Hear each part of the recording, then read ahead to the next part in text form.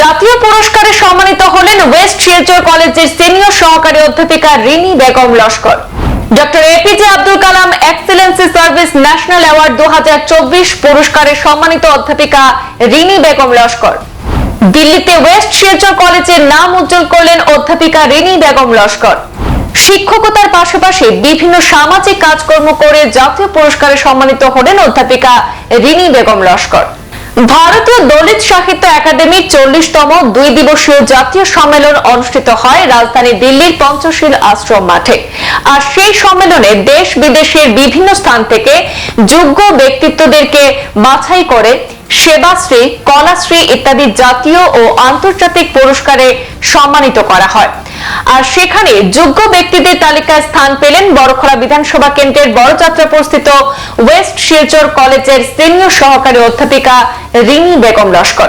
তিনি doctor APJ Abdul Kalam Excellency service national award 2024 এই পুরস্কারে সম্মানিত হয়েছেন।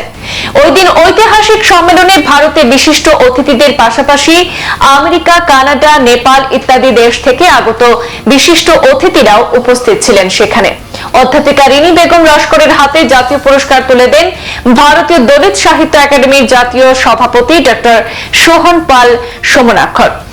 অধ্যাপিকা রিনি বেগম লস্কর কলেজের বাংলা বিভাগের বিভাগীয় প্রধান হলেও তার কাঁধে রয়েছে আরো বহু গুরুত্বপূর্ণ দায়িত্ব। দীর্ঘদিন ধরে গুরু দায়িত্ব সামলাচ্ছেন বেশ নিষ্ঠা, সততা, দক্ষতা এবং সুনামের সাথে।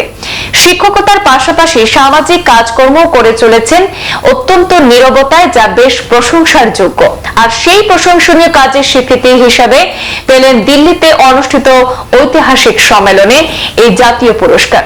ওই দিন তিনি শুধুমাত্র পুরস্কৃত হননি, সঙ্গে ওয়েস্ট শিলচর কলেজের নামও উজ্জ্বল করেছেন দিল্লিতে। তার এই সাফল্যের পর বিভিন্ন মহল থেকে উষ্ণ অভিনন্দন জানানো হয়েছে অধ্যাপিকা রিনি বেগম লস্করকে।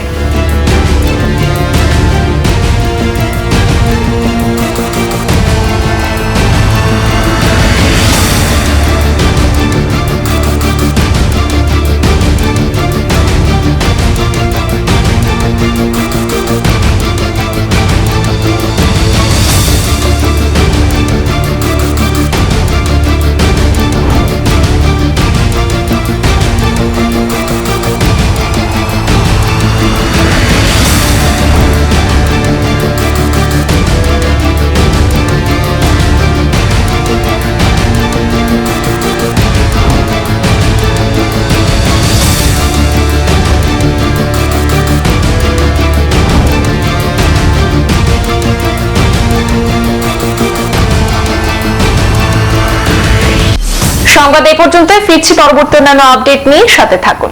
ধন্যবাদ।